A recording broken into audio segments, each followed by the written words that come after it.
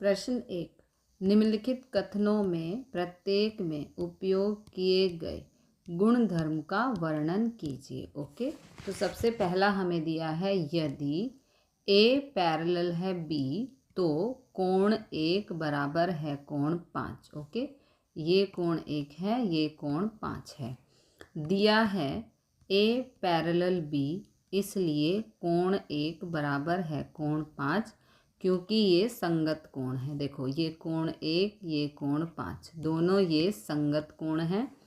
क्योंकि यदि दो समांतर रेखाओं को कोई तिर्यक छेदी रेखा प्रतिच्छेदित करती है तो संगत कोण बराबर होते हैं। ओके, नेक्स्ट हमें दिया है यदि कोण 4 बराबर कोण 6 तो ए पैरेलल है बी के। ओके, ये कोण 4 है, ये कोण 6 है।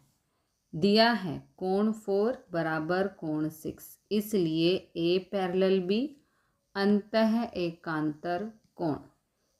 क्योंकि यदि दो समांतर रेखाओं को कोई तिर्यक छेदी रेखा प्रतिच्छेद करती है तो एकांतर कोण बराबर होते हैं। नेक्स्ट है यदि कोण 4 प्लस कोण 5 प्लस 180 डिग्री तो ए पैरेलल बी। ये कोण 4, ये कोण 5 बराबर 180 डिग्री। ओके, यहाँ पर बराबर का निशान होना चाहिए। दिया है कोण 4 प्लस कोण 5 इज इक्वल टू 180 डिग्री, इसलिए ए पैरेलल बी। ओके, ये ए पैरेलल बी, ठीक है। तिर्यक रेखा के एक ही ओर बने अंतः कोण, कोण 4 और कोण 5, ये कोण 4, ये कोण 5, तिर्यक रेखा, ये तिर्यक रेखा है, इसके एक ही ओर के बने अंतः कोण। अंतः कोण मतलब अंदर वाले। ओके, क्योंकि यदि दो समांतर रेखाओं को कोई तिर्यक छेदी रेखा प्रतिच्छेद करती है तो तिर्यक रेखा के एक ही ओर बने अंतः कोण समपूरक होते हैं। समपूरक मतलब दो कोणों का योग 180 डिग्री, उसे हम समपूरक कहते हैं। This is the answer. प्रश्न 2। आकृति में निम्नलिखित की पहचान कीजिए। ओके, अब यहाँ पर सी जो है एक तिर्यक रेखा है, तो पार्ट 1 दिया है संगत कोणों के युग्म। संगत कोणों के युग्म है यहाँ पर कोण 1 और कोण 5। देखो, ये कोण 1 है, ये कोण 5 है, ये दोनों संगत कोण हैं। अगला है कोण 2 और कोण 6, ये कोण 2 है, ये कोण 6 है, ये दोनों ही संगत कोण हैं। नेक्स्ट है कोण 4, कोण 8, ये है कोण 4, ये है कोण 8, दोनों ही संगत कोणों का युग्म है। कोण 3, कोण 7, ये कोण 3 और ये है कोण 7, दोनों ही संगत कोणों के युग्म हैं। संगत कोणों का मतलब होता है समांतर रेखा के एक ही तरफ वाले कोण, उन्हें हम संगत कोण कहते हैं। नेक्स्ट है अंतः एकांतर कोणों के युग्म। तो इसमें पहला दिया है कोण 3 और कोण 5, ये कोण 3 और ये कोण 5। तो यहाँ पर अंतः एकांतर कोणों का मतलब होता है कि जो ये तिर्यक रेखा है, सी ये तिर्यक रेखा है, इसके अपोजिट साइड के एंगल, ओके, उन्हें हम अंतः एकांतर कोण कहते हैं। दूसरा है कोण 2 और कोण 8, ये कोण 2 और ये कोण 8, तिर्यक रेखा के अपोजिट साइड के एंगल, ठीक है। नेक्स्ट, तिर्यक छेदी रेखा के एक तरफ बने अंतः कोणों के युग्म। तो इसमें है कोण 3 और कोण 8, ये कोण 3, ये कोण 8, दोनों ही एक तरफ बने कोण हैं। दूसरा है कोण 2, कोण 5, ये कोण 2 और कोण 5।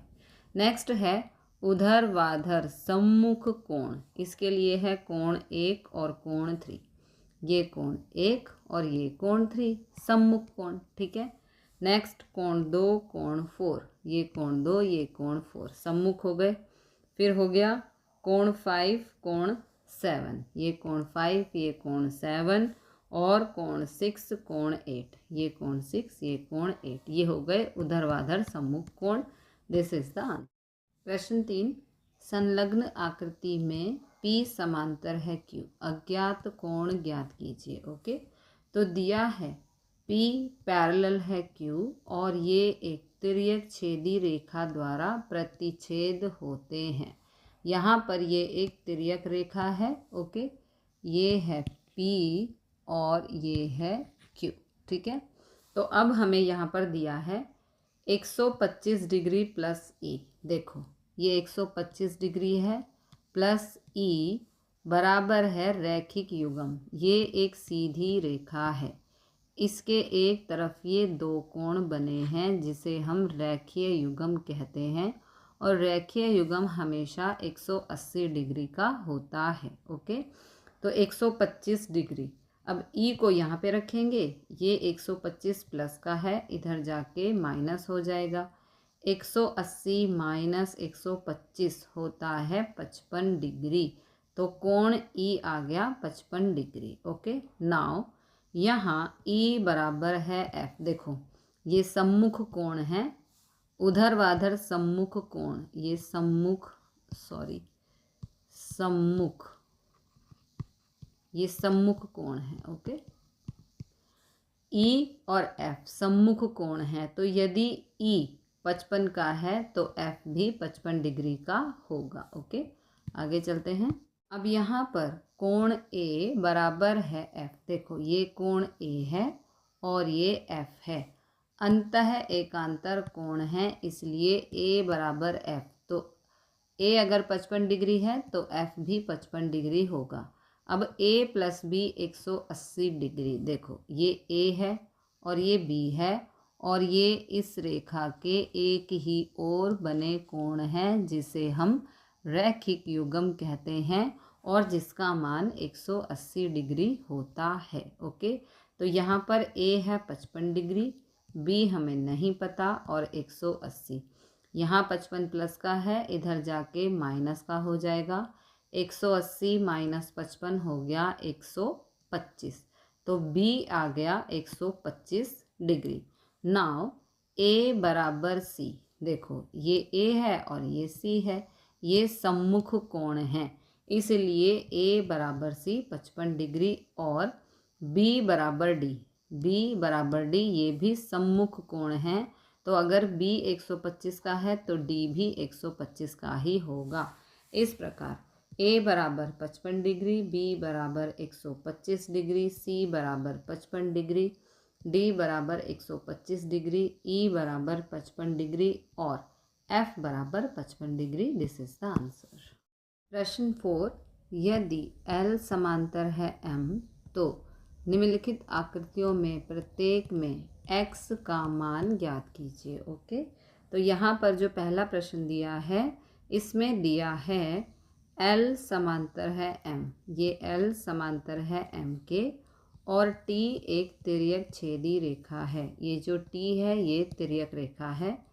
L और T के बीच अंतः ऊर्ध्वाधर सम्मुख कोण, देखो अंतः ऊर्ध्वाधर सम्मुख कोण जो तिर्यक रेखा के अपोजिट साइड होते हैं उन्हें हम अंतः ऊर्ध्वाधर सम्मुख कोण कहते हैं। ओके, तो यहाँ पर जो दिया है 110 डिग्री दिया है, तो 110 डिग्री प्लस x बराबर होगा 180 डिग्री जिसे हम समपूरक कोण कहते हैं। ओके, यानी कि इन दोनों को जोड़ने पर 180 डिग्री आना चाहिए क्योंकि ये दोनों अंतः ऊर्ध्वाधर सम्मुख कोण हैं। ओके, तो x को यहाँ पर रखेंगे, 110 यहाँ प्लस का है, इधर आके माइनस का हो जाएगा। 180 माइनस 110 आ जाएगा 70 डिग्री, यानी कि x आ गया 70 डिग्री। ओके, नेक्स्ट दिया है L समांतर है M और T एक तिर्यक छेदी रेखा है। ओके, तो x प्लस 2x बराबर 180, अंतः सम्मुख कोण, देखो ये दोनों समांतर रेखाएं हैं, इन दोनों के अंदर की तरफ अंतः सम्मुख अंदर की तरफ सामने के कोण हैं जिनका योग 180 डिग्री होता है। ओके, तो x और 2x हो गया 3x। 3 यहाँ पर गुणा हो रहा है, इस तरफ जाके भाग में चला जाएगा। 3 से 180 को कैंसिल करेंगे, 3 एकम 3, 3 छिक 18 और ये वाला 0। ठीक है, तो ये आ गया 60 डिग्री। x बराबर आ गया 60 डिग्री। ओके। प्रश्न 5, दी हुई आकृति में दो कोणों की भुजाएं समांतर हैं। यदि त्रिभुज ए बी सी बराबर 70 डिग्री, ए बी सी मतलब कि ये जो बी दिया है ये 70 डिग्री है। ओके, कोण भी 70 डिग्री यहाँ पर माना जाएगा। ठीक है, तो डी जी सी ज्ञात कीजिए। हमें कोण जी ज्ञात करना है। अगर कोण बी 70 डिग्री है तो कोण जी हमें ज्ञात करना है। ओके, तो दिया है ए बी पैरेलल है डी ई। ये जो ए बी है ये पैरेलल है डी ई के। तो इस प्रकार बी सी जो है एक तिर्यक रेखा हो गई। बी सी एक तिर्यक छेदी रेखा है तथा कोण A B C 70 degree, B 70 degree. तो कोण ए बी सी बराबर कोण डी जी सी, क्योंकि संगत कोण है। ओके, ए बी सी बराबर डी जी सी, क्योंकि संगत कोण है।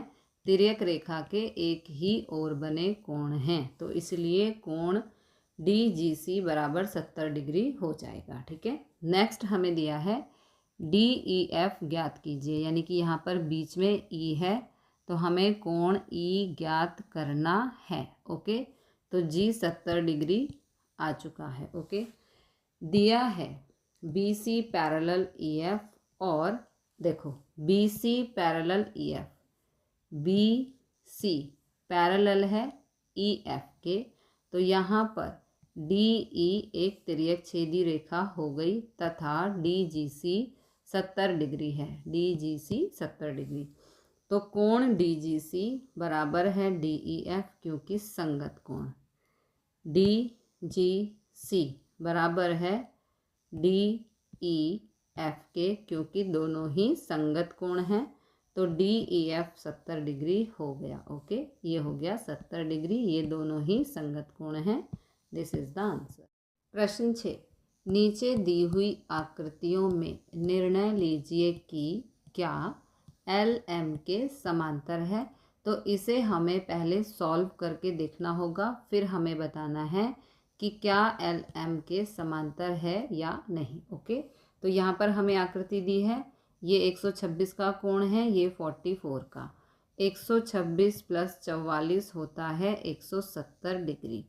एल एम के समांतर नहीं है, क्योंकि तिर्यक छेदी रेखा के एक ही ओर के अंतःकोण समपूरक नहीं है।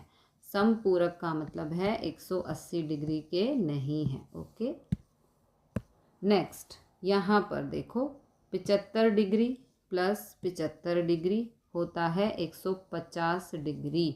तो एल एम के समांतर नहीं है, क्योंकि ये समांतर रेखाओं के गुणधर्म का पालन नहीं कर रहे हैं। इन दोनों को प्लस करने पर 180 डिग्री आना चाहिए। ओके, फिगर 3 में ये 123 डिग्री का कोण है और ये 57।